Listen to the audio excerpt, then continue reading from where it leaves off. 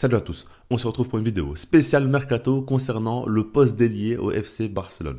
Parce qu'en soi, quand on regarde, évidemment, il faut recruter un numéro 9 pour l'après Lewandowski et un gardien parce qu'on sait que Ter Stegen ne va pas non plus revenir à 100%, en tout cas pas très vite.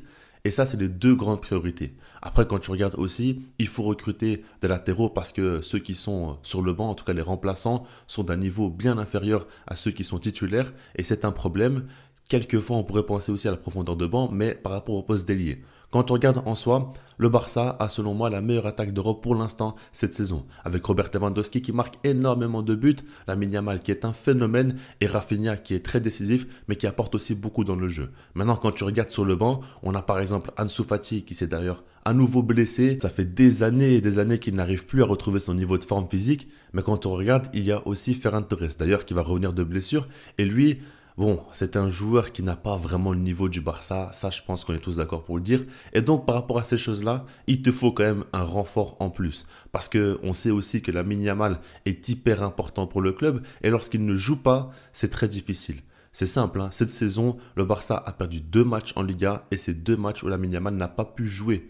C'est très clair et ça montre bien l'importance que ce jeune joueur a déjà sur son club. Et donc, il te faut quand même un ailier en plus pour t'apporter plus de garanties lorsque Lamine Yamal ne joue pas, par exemple, pour apporter de la concurrence, pourquoi pas aussi à Rafinha. Ça pourrait être intéressant. Et par rapport à ça, il y a Fabrizio Romano qui l'a confirmé, comme quoi le Barça ciblerait quand même le poste d'ailier pour le mercato d'été 2025 comme l'une des principales priorités de ce mercato-là.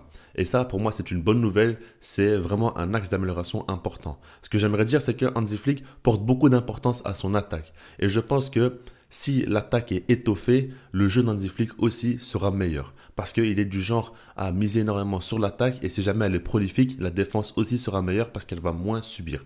Et donc, avec quelques renforts en plus, on pourra encore plus accentuer cela.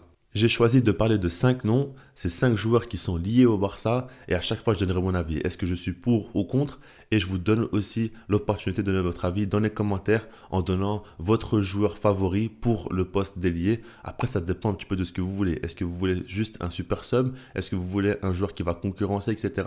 Ça dépend de chacun et ça dépend des priorités qu'on a. Maintenant on va commencer par le premier joueur qui est Rafael Leao. Vous savez tous que Jean Laporta apprécie énormément le joueur et le portugais aussi serait enclin à l'idée de rejoindre le FC Barcelone. Maintenant, je vais être honnête avec vous, c'est un joueur que j'apprécie. C'est un joueur que je trouve hyper talentueux, mais justement, je pense qu'il se repose un peu trop sur son talent. On a vu cette saison qu'il a eu des problèmes avec Fonseca parce qu'il ne fait pas assez de replis défensifs et plus globalement c'est un joueur assez nonchalant et ce qui me pose problème chez lui c'est qu'il n'est pas assez décisif. Normalement pour moi il devrait marquer beaucoup plus de buts parce qu'il n'a pas de problème à la finition. Léao c'est un joueur qui ne va pas au bout de ses actions et qui n'est pas assez régulier. Il manque peut-être un petit peu plus de personnalité. Le fait de se dire que c'est lui qui peut faire la différence. Une fois qu'il aura ce déblocage mental je pense qu'il va vraiment s'imposer comme l'un des meilleurs ailiers au monde mais aujourd'hui il n'y est pas encore. Léao c'est un joueur qui a une très forte valeur marchande et si le Barça pose 80 à 100 millions d'euros pour le recruter alors qu'il ne t'apporte pas beaucoup de garanties, c'est un joueur assez nonchalant, on ne sait pas si vraiment il va se bouger pour changer les choses, eh ben pour moi c'est trop risqué. Et dans la situation actuelle du Barça, on ne peut pas se permettre de lâcher une grosse somme sur un joueur qui ne t'apporte pas beaucoup de garanties. C'est pratiquement la même chose que j'ai à dire par rapport à Kvara. Alors là, c'est encore différent parce que Kvaratskhelia, c'est un joueur qui a explosé déjà il y a une saison. Maintenant, c'est quand même une période assez courte. Et quand on regarde globalement, c'est pas du tout le même type de joueur nonchalant, etc. Mais lui aussi, il t'apporte pas beaucoup de garanties parce qu'il n'a pas beaucoup de matchs références en pro. On le voit avec Naples, ok, il fait de très bonnes choses. Maintenant, par exemple, quand on compare sa première, sa deuxième saison, il y a déjà une chute de niveau. Et ça, c'est quand même un petit peu inquiétant. Après, il est encore jeune, il peut encore progresser. J'ai cru comprendre aussi qu'Hansi Flick apprécie beaucoup le joueur. Et ça peut jouer. Hein. Si jamais il aime le joueur, peut-être qu'il va encore plus le valoriser. Il a les deux pieds, il peut jouer pour moi à droite comme à gauche, même s'il est meilleur à gauche. Et par rapport à ça, c'est un profil hyper intéressant. Certes, maintenant encore une fois, mettre 80 à 100 millions d'euros sur un joueur où tu as quelques doutes, dans la situation actuelle du Barça, il faut à tout prix éviter ça, selon moi. Le troisième joueur est totalement différent parce qu'on parle ici de Mohamed Salah. Et ce qu'il faut savoir, c'est qu'il sera libre lors du mercato d'été 2025 s'il ne prolonge toujours pas avec Liverpool. Et c'est ce vers quoi on se dirige. Par rapport à ce joueur-là, on voit tous que cette saison, il a un niveau de performance exceptionnel. Vraiment, il est très impressionnant et c'est l'un des joueurs les plus différentiels qu'on ait pu connaître dans l'histoire de la Première Ligue, peut-être. Hein. Vraiment, il est très impressionnant. Maintenant, par rapport à ça, il faut se poser les bonnes questions. Mohamed Salah, s'il vient au Barça, déjà, il aura un très gros salaire. ce qui va influencer peut-être son statut. Et puis un joueur comme ça qui joue sur l'aile droite va directement concurrencer Lamine Yamal. En soi, on pourrait se dire que si jamais il accepte un rôle secondaire, c'est intéressant parce que lorsque Lamine Yamal ne sera pas là, tu auras un joueur de très très haut niveau pour le remplacer. Maintenant, je doute que Mohamed Salah voudra avoir un rôle secondaire parce qu'il prouve encore qu'il a un très haut niveau de forme physique et qu'il peut encore beaucoup apporter au plus haut niveau. Donc par rapport à ça, il faut se poser les bonnes questions. Et globalement, je pense pas que ce soit une bonne idée. Parce que oui, c'est un joueur très fort. Maintenant, il a dépassé la trentaine. Il aura un très fort salaire. Et puis, je pense pas qu'il te faut un joueur aussi fort. Qui soit aussi proche du niveau de Lamine Yamal. Je pense qu'il te faut un joueur peut-être un peu moins fort encore. Et qui va t'apporter plus d'équilibre. Peut-être, par exemple, capable de jouer sur les deux côtés. Ce que Salah ne sait pas faire. Peut-être un peu plus jeune. Avec une belle perspective d'avenir aussi. Le quatrième joueur est Leroy Sané et c'est un joueur qui est beaucoup critiqué. Maintenant, je trouve que c'est une option hyper intéressante quand on regarde de près, parce qu'en soi, déjà, Leroy Sané a été coaché par Hansi Flick, donc il connaît très bien ce coach. Le coach connaît très bien aussi le joueur et ça facilite beaucoup les choses. Ensuite, Leroy Sané va être libre aussi comme Mohamed Salah lors du mercato d'été 2025.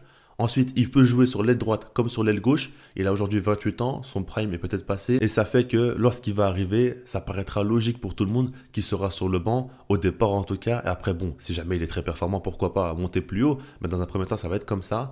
Et puis, ce qu'il faut se dire, c'est quand même qu'il a une grosse expérience du très haut niveau. Pour moi, c'est un joueur qui va apporter quand même du plus dans ton effectif, un joueur de bonne qualité. Après, c'est vrai qu'il y a quand même de gros défauts, comme par exemple sa finition. Le fait est aussi qu'il ne sache pas jouer pour ses coéquipiers et il joue un peu trop pour lui. Il avait prouvé avec Guardiola qu'il pouvait être hyper collectif et faire énormément de passes décisives. Mais aujourd'hui, c'est devenu un joueur quand même qui veut trop briller par lui-même. Peut-être que dans un collectif comme le Barça, il va retrouver ses qualités et on va retrouver un très grand Leroy Sané. C'est pas non plus impossible. Maintenant, ce que j'aimerais dire, c'est que lorsque tu récupères Leroy Sané, tu ne prends pas vraiment beaucoup de risques. Parce qu'il a 28 ans, il n'est pas encore vieux, et puis il arrive gratuitement. Donc par rapport à ça, si jamais ça ne passe pas, si ça ne fonctionne pas, tu pourras rapidement le vendre et te faire un bénéfice. Donc par rapport à ça, vraiment, je trouve que c'est une bonne idée de prendre Leroy Sané. Il peut jouer sur les deux côtés, il peut beaucoup t'apporter par rapport à plein de choses. Connaît Hansi Flick, comme je vous l'ai dit. Donc moi, je ne suis pas contre. Maintenant, il faut voir un petit peu aussi par rapport au reste du mercato. Si jamais, par exemple, le Barça veut investir beaucoup d'argent sur un numéro 9 et un gardien, il ne te reste pas beaucoup d'argent pour le poste d'ailier, à ce moment-là, pour moi, Leroy Sané, c'est une très bonne option. Maintenant, si jamais tu n'investis pas beaucoup d'argent sur un numéro 9 et ou sur un gardien, à ce moment-là, il ne faut pas prendre Leroy Sané. Il faut investir plus au poste d'ailier. Vous voyez ce que je veux dire? Donc, il faut un petit peu voir par rapport au reste du mercato. Maintenant, pour terminer, le cinquième joueur est Nico Williams. La saison passée, il a été énormément lié au FC Barcelone et personnellement, ce que j'ai compris de cette histoire, c'est qu'il voulait rejoindre le club, mais qu'il n'a pas pu par rapport au fait que le Barça n'a pas su mettre l'argent nécessaire, n'a pas su recruter assez de joueurs. Ils ont pu faire un seul achat et ils sont allés sur Dani Olmo, qui était un joueur très important pour le style de jeu de Hansi Flick.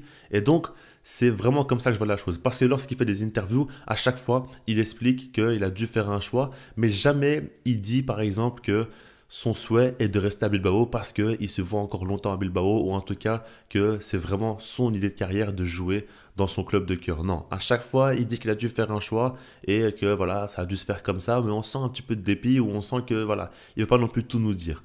Et donc, j'imagine personnellement qu'il veut rejoindre le Barça. Après, on verra ça dans le temps. Peut-être que je me trompe, hein. Mais en tout cas, ce qui est sûr, c'est que le Barça va se concentrer encore une fois sur lui. Et c'est un joueur pour moi qui correspond totalement aux attentes du club. Je trouve que lorsque tu recrutes Nico Williams, en dehors du prix du transfert, il y a vraiment très peu de risques qui sont pris. Parce qu'il connaît déjà très bien le championnat, il connaît déjà beaucoup de coéquipiers, donc des joueurs avec qui il va jouer au Barça, dont notamment Lamine Yamal, avec qui il est très très proche et a une excellente entente sur le terrain, il l'a prouvé avec l'Espagne. Et puis, il a un style de jeu hyper intéressant par rapport à ce que Hansi Flick veut mettre en place. Il prend très bien la profondeur, capable de marquer des buts aussi. Vraiment, je pense qu'il pourrait très bien s'intégrer, passer un gros cap dans sa carrière en venant au FC Barcelone. Donc par rapport à tout ça, vraiment, Nico Williams, c'est un grand oui et c'est le joueur que j'aimerais le plus voir. Malgré le fait qu'il va certainement coûter encore une fois 60 millions d'euros par rapport à sa clause libératoire, ce n'est pas rien non plus, c'est une grosse somme, mais je pense que ça en vaut le coup. Il est encore assez jeune et par exemple, je pense qu'au début, il pourra accepter d'être derrière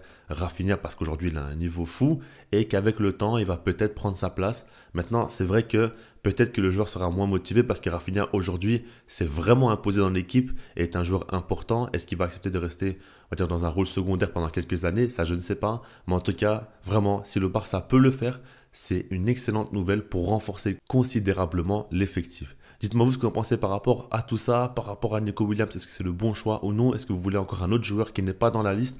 N'hésitez pas à le dire, mettez un maximum de likes, ça m'aiderait énormément, des commentaires, des abonnements, et puis sinon moi je vous dis peace.